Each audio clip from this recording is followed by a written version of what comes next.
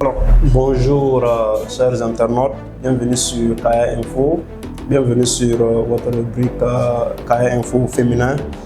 Nous avons le plaisir de recevoir aujourd'hui Binta Sawadogo, présidente de l'association des femmes leaders de développement du Salmantenga, éducatrice et par ailleurs notre consultante à Kaya Info pour parler des questions féminines et des questions de développement.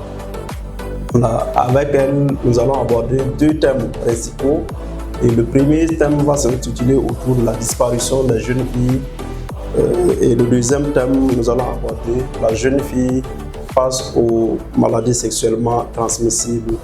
Alors, bonjour Madame Sawadogo. Oui, bonjour. Merci, installez-vous et soyez connectés sur Kaya Info et partagez voilà, pour que cette émission puisse toucher le maximum au profit de toute la population.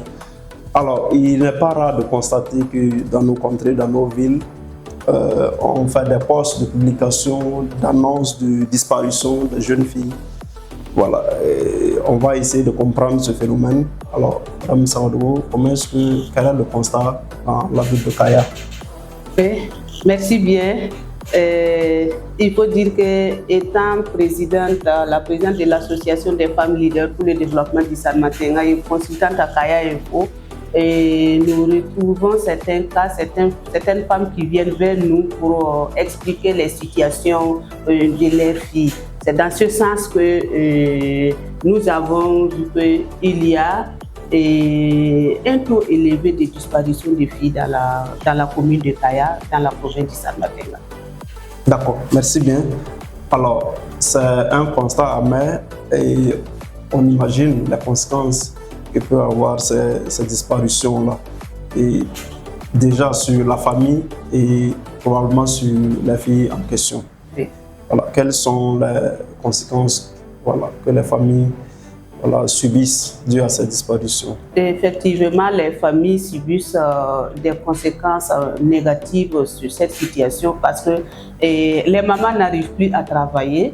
Tu as ta fille qui est sortie, il fait 2 mois, tu n'as pas de ses nouvelles. Pour une femme et sa fille et son enfant, c'est pas facile. Même pour un homme et son enfant qui l'a mis au monde, comptant sur cet enfant-là. Et une fois que l'enfant disparaît de la circulation, disparaît de toutes les informations possibles, c'est un problème pour toute la famille. Et ça c'est déjà arrivé à des familles et on voit que ces familles-là souffrent réellement pour ne serait-ce qu'avoir les informations sur la fille en question. D'accord. Pour les cas les plus courants, est-ce qu'il y a un certain nombre d'âges que vous pouvez situer, je veux dire des mineurs ou des majeurs? Oui, c'est vrai qu'il y a des mineurs, mais il y a également des filles majeures. Compte tenu du manque d'emploi, et elles se font peut-être prendre par d'autres personnes et elles disparaissent comme ça. Et surtout qu'elles ne sont pas mineures, et deux fois pour la recherche, on trouve des difficultés. D'accord. Oui. Merci bien. Alors, maintenant, on a évoqué un peu les conséquences que peuvent engendrer ces disparitions et on va probablement envisager des solutions pour pouvoir, ne serait-ce que contrecarrer ces disparitions. C'est ça. Quelles peuvent être des solutions envisageables? Pour nous, la solution, c'est d'abord la base. La base, il faut voir en famille. Est-ce qu'il y a une certaine confiance entre la fille en question et sa maman et ses parents en général? Est-ce que les parents et la fille, elle est surveillée de près? Est-ce que l'entourage, il y a une certaine confiance entre aussi l'entourage? Et qu'est-ce qu'il faut faire pour ces filles-là? Et moi, je pense que les parents à la maison, on doit avoir toutes les informations concernant la fille. Et des fois, ce n'est pas aussi les parents, c'est la fille. Vous savez, il y a la compagnie. La compagnie, des fois, fait que la fille ne fait pas trop confiance à sa maman, mais elle fait plus confiance à la compagnie. Parce que je veux parler d'un cas où c'est une amie de la fille là, qu'elle a continué à appeler pendant au moins une semaine sans même contacter sa maman, sans contacter un membre de sa famille. Mais c'est sa copine et un de ses amis qu'elle a aussi contacté entre-temps. Alors, justement, parlant de dialogue, de communication entre les jeunes filles et leurs parents, comment est-ce qu'on peut travailler à établir cette communication-là et établir la confiance pour que voilà, ces actes-là ne se passent pas ainsi? Oui. Bon, il faut dire que effectivement dans les familles, des fois, de communication entre filles et mères, entre filles même et papa. Mais il faut que nous brisions ces barrières-là pour que nous soyons tout le temps en communication avec nos filles. Il faut qu'on les fasse la cour pour que d'autres personnes ne les fassent pas la cour et qu'elles partent vers ces personnes malveillantes-là. Voilà. D'accord. Alors, transition toute trouvée, et qui parle de disparition souvent, quand on parle de la jeune fille, ce sont des moments de risque, parce que dans l'aventure, dans la recherche de l'emploi, elles peuvent faire face à des propositions souvent indécentes. Oui. Et là, on va arriver au niveau de notre deuxième thème sur les maladies sexuellement transmissibles. Alors, justement, avant de commencer, c'est quoi une maladie sexuellement transmissible? Ok, merci bien. Je pense qu'on avait parlé, vous avez parlé tantôt aussi de qu'est-ce qui montre cette disparition-là. Oui. Et je voulais en venir à là pour dire que la fille, elle est des fois handicapée par la pauvreté et les inégalités de genre. Oui. En fait, quand il y a cette inégalité de genre-là, elle ne se sent pas aimée en famille. Et elle pense qu'elle peut trouver cet amour-là ailleurs. Oui. Donc, des fois, c'est ça qui fait que les filles peuvent accepter, suivre un individu, un inconnu, et après, ce sont des difficultés qu'elle va aller rencontrer. Voilà. Là, on revient maintenant aux maladies sexuellement transmissibles. Voilà, et si possible, les différents types. Voilà. Oui. Merci bien. Parlant de maladies sexuellement transmissibles, il faut dire que on ne peut pas parler de maladies sexuellement transmissibles sans parler du VIH, SIDA. Mais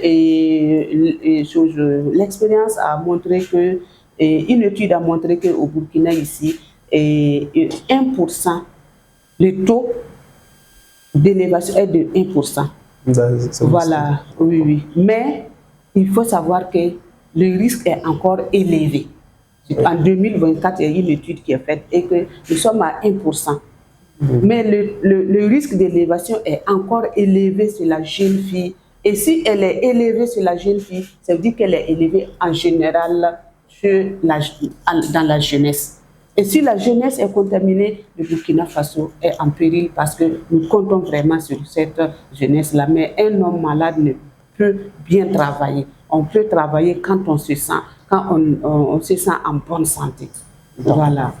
Alors, je ne sais pas si vous avez des cas concrets ou bien des exemples en rapport avec les maladies sexuellement transmissibles dans la ville. Souvent, on entend des rumeurs. Est-ce que souvent c'est fondé? Des cas, des exemples pour mieux étayer et éclairer nos téléspectateurs? Effectivement, lors de nos sensibilisations, il y a des informations qui nous reviennent et des cas vraiment sont avérés. Et c'est une réalité, le constat est là. Et les filles sont contaminées, ne serait-ce que pour un portable, elle peut se donner sans se protéger. Ne serait-ce que pour 50 000 francs, elle peut se donner sans se protéger.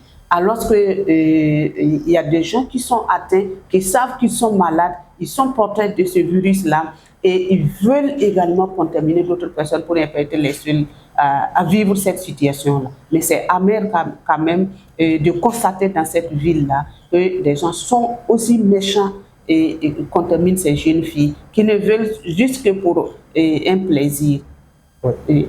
Alors justement, on va maintenant aborder les conséquences de ces maladies-là. Voilà, on sait que la cause, ça produit des effets néfastes. quelles peuvent être les conséquences à court et à long terme?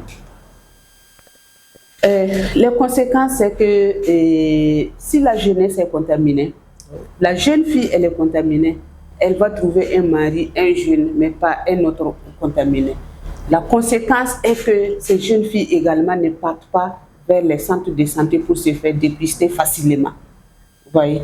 Donc, le fait de ne pas se faire dépister et découvrir le plus tôt possible cette maladie, ça peut se propager dans la ville. Mais il faut que les filles là soient vraiment sensibilisées. Il faut que nous mettons l'accent sur des sensibilisations pour que les filles sachent qu'il y a des préventions. Les ARV sont disponibles et des préventions également sont possibles dès lors que c'est un contact avant après les 24 heures et la prévention elle est possible. Mais c'est d'aller vers les centres de santé pour pouvoir avoir de plus amples informations, plus que ce que nous disons là, et être vraiment protégés. Justement, on est là en venir au niveau des précautions et, voilà, et des possibles traitements pour des cas déjà avérés. Donc, précautions et traitements, comment est-ce que ça se fait? Il faut dire qu'il y a des précautions qu'il faut prendre. Et les traitements aussi sont faits et les services également sont disponibles. Le produit est disponible, le service est disponible dans la ville de Kaya. Il suffit seulement d'aller se présenter, faire ton dépistage et connaître ta sérologie. Et si toutefois tu es atteint, tu peux être tout de suite pris en charge par les agents de santé. Tout est disponible au niveau de la direction régionale de la santé, au niveau des centres de santé de la ville de Kaya. Prévenir vaut mieux que guérir. Oui. Quel est votre message justement à l'endroit de ces jeunes filles qui nous écoutent et aux parents pour justement ne pas tomber dans le piège de ces maladies sexuellement transmissibles? Merci bien. Et aux jeunes filles, je les dirais l'abstinence. Premièrement, c'est l'abstinence. Et si vous savez que vous ne pouvez pas vous abstenir, de grâce, il faut vous protéger. Un partenaire que vous le connaissez, même si vous le connaissez, vous vous protégez jusqu'au mariage. Et ensuite, c'est de faire confiance à leurs parents. C'est de faire confiance à leurs parents, c'est de communiquer avec leurs parents parce que les parents connaissent mieux que vous en ville. Peut-être une personne que vous ne connaissez pas, mais le parent sait que la personne elle est atteinte, ou bien le parent peut savoir que cette personne-là, je l'ai déjà vu avec une personne atteinte. Le parent va te dire, mais il faut faire attention, il va te dire la vérité.